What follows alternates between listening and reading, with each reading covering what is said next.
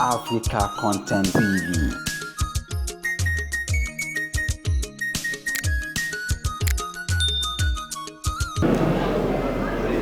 Gbogbo wa ní ká gbà mí láyè kí n dúpẹ́ fún àwọn ọ̀rẹ́ mi, àwọn olólùfẹ́ mi, àwọn fáǹsì mi káàkiri gbogbo àgbáláyé.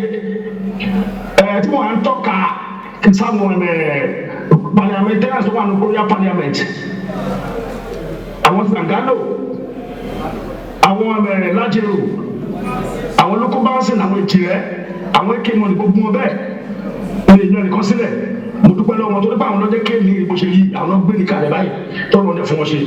Mo á tún dúpẹ́ lọ́wọ́ gbogbo ẹ̀yin táyọ̀ ṣiṣẹ́ kan náà, ẹ̀yin kọ́lé mi nínú fíìmù, àwọn tó jẹ́ àgbẹ̀ àti actress bí àwọn láìdé bákàlẹ̀ tí mo rí bẹ̀rẹ̀ sí Bisola Badmus, àríkẹ́ tó ta lẹ́nu àti màmá mi tí mo tún rí bẹ̀.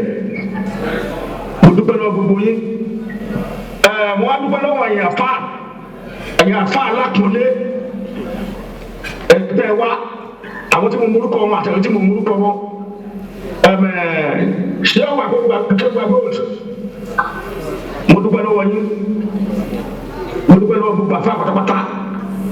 Kókó tí mo máa ń sọ ni pé mo fẹ́ ká lo àsìkò yìí ká fi mú ọ̀rọ̀ àtìkú rámàdà àtàwà ìrọ̀lẹ́ táwọn afáà sọ ká mú lò.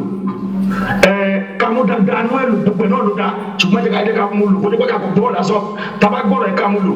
Kádàlẹ́ lọ́kàn wá pé ẹ̀sìn ìsìlámù kì í ṣe ẹ̀sìn wàhálà, ẹ̀sìn àlàáfíà ni. Tábà ní tí ò bá yẹra wa, tábà fẹ́ bóyá nìkan sọ kankan tí ò sínú Kùránì àbí tó ní mo ẹgbẹ́ pùtẹ̀ tó tán tí ó kọ̀rẹ́tì, kò jẹ́ pé ká sọ bí ìjà àbí ká bọ́ sórí social media ká máa bára wa jẹ́ ń bẹ̀ nídìí ẹ̀. Ó ní bá ṣe lè kọ̀rẹ́tì ara lè pínlẹ̀ wa, ẹ̀ tá a bá lè pè àwọn náà wá sórí social media àṣọ bọ́ọ̀rọ̀ ṣe yà ní sọ́ọ̀sọ̀ àbùkù sẹ́ni yẹn. Torí pé ibi tí wọ́n ń gbé ìsìlámù lọ lẹ́nujọ́ mẹ́ta yìí, ó ń lé àwọn èèyàn sẹ́yìn. Ẹnu mi ò fẹ́ràn wàhálà, gbogbo tó bá ti ní wàhálà nù wọ́n lè wá síbẹ̀, wọ́n máa ń sàfọ́nù. So ẹ̀sìn ìsìlámù kẹ̀lẹ́rẹ́ àwọn tó jẹ́ aṣojú ìsìlámù làwọn àfa àtàwọn ṣéwù. Wọ́n ṣe wá jẹ́ aṣojú ìsìlámù yẹn, ó yẹ ká máa wọ́n ní àríkọ́ṣe ni. Ṣé wọ́n lẹ ká máa kọ́ pé aka ṣe bẹ́ẹ̀? Ètò ọ̀bọ̀ wa ṣe dáadáa, àbọ̀ ṣe tó ṣiṣẹ́ èèyàn tó ní pé ìyẹn náà rárá ní gbogbo wa. Torí pé àkìíṣe ànábì, kò sànábì kankan mọ́ yàtọ̀ sànábì mọ́sálà àdìmọ́sálà tó wá gbé. So gbogbo kìí ṣànábì. So táwa sọ nǹkan tó bá gbé kù bí ẹ̀ka àtò àlekọ̀rẹ́tì ara kò jẹ́ pé ká kọ̀rẹ́tì àbùkù. Tàbá ń ṣe bẹ́ẹ̀ nígbà mi tàbá ń fi ẹni tó jẹ́ olórúkọ ṣẹ̀ṣẹ̀ nínú Islam bí bàtà ń fi Islam gẹ́gẹ́ ṣẹ̀ṣẹ̀ ni.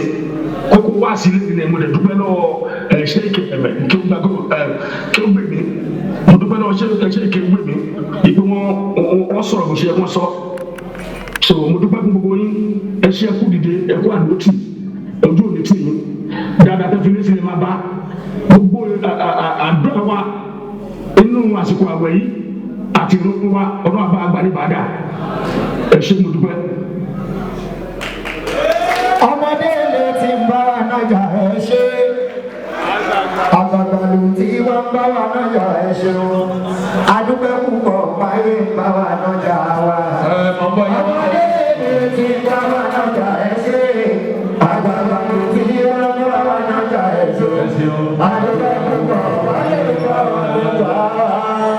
Tọ́ láti ọ̀dọ̀ ọmọ bàbá mi lọ, mo dúpẹ́ lọ́wọ́ àwọn gómìnà sọ̀rọ̀ náà, àwọn ọmọ ṣe bẹ́ẹ̀ àwọn àwọn tó kù ti fi ìbò ọtọ ẹgbẹ́ ọmọ gbọ́dọ̀ bí ìjọba bẹ́ẹ̀ ṣe orí kò ní mẹ́kọ́ dárúkọ sínú orí náà. Òye àwọn pálámẹ́ǹtì wọn ọmọ fẹ́ jẹ́ kí wọ́n tún wọ́n fẹ́ ṣe kíní yẹn. Ìgbọ́n náà àwọn ọmọ sọ mo àpò pẹ́ fẹ́ ṣe gbọ́n àwọn níbẹ̀ yẹn. So mo dúpẹ́ lọ́wọ́ àwọn gómìnà sọ̀rọ̀ náà àti gbogbo àwọn tó kù. Ẹ ṣé mo dúpẹ́ ojú òní tì yín. Mo dúpẹ́ lọ́wọ́ àwọn ìyàwó náà lórí fi mọ́. Ẹ ṣé mo dúpẹ́ ojú òní tì kú yín. Náà àájò orí ọmọ yín. Ẹjọ́ kí ní Dábì kan bá dájú Òṣùpá.